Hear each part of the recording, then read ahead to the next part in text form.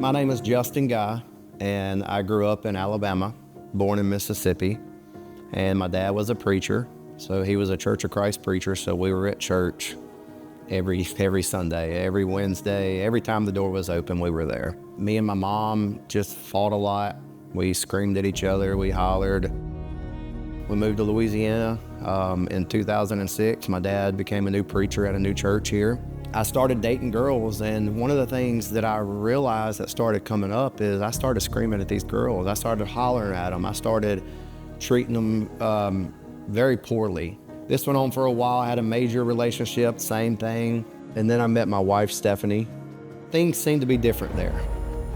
But of course, the scars would eventually show themselves. I would verbally abuse her, scream at her in front of her family, in front of public and private. I didn't care. This continued for a long time. We got married, and I thought maybe this would change all this. In 2016, we had our first son, Easton, but there was so much stuff going on in my life. I was broken. That's when I experimented with a drug called Kratom. The first time I took it, it took everything away. What I didn't realize is when I got home, I was a different animal. I was a rage monster. I would holler at them, dirty words. It was terrible. They would run to their room. She would tuck Easton inside of her and close the doors and just cry. And I would scream through the door because I hated my marriage. I hated my life. I was broken. Stephanie didn't know about it. Nobody knew my dark secret. I wanted something else. I wanted Jesus to hurry up and just change my life. March 14th, 2021, in a freedom group, the words just came out of my mouth. The confession happened. James 5:16, confess to your brothers and you'll be saved. And that's what happened. For the first time in my life, I felt the love of Jesus wrap over me. I didn't know what the feeling was, but oh my, I wanted more of it. And that night, I confessed to my wife, and she was disappointed. But I woke up the next morning, drug-free, withdrawals starting, and she woke up and told me she loved me. And March 14th was the healing process that started our family.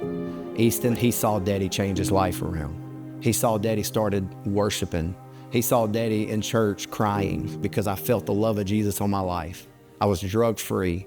I changed my life around. And after all this, the depression started, and my wife knew I needed help.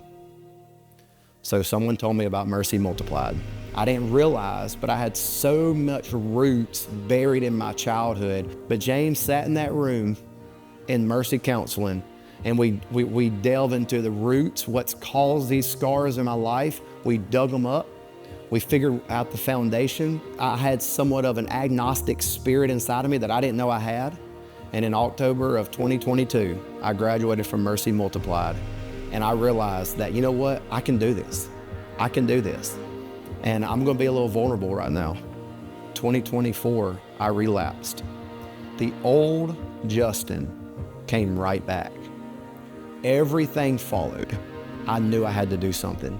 And I knew what Mercy taught me was it reminded me that I was created for a purpose on this life and that I don't have to live in brokenness. I still struggle with anger, and I still struggle at losing my cool with my kids.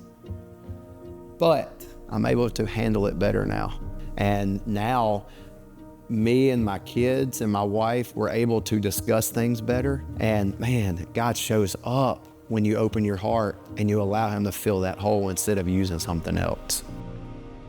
If you're a man that's broken and that's struggling and just feels like you don't need counseling, that's okay. It's okay to be in that spot.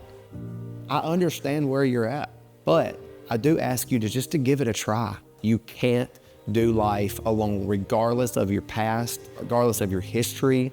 God sets your identity. I'm so thankful for Mercy. I'm so thankful for God. I'm so thankful for my brothers and my wife in my corner.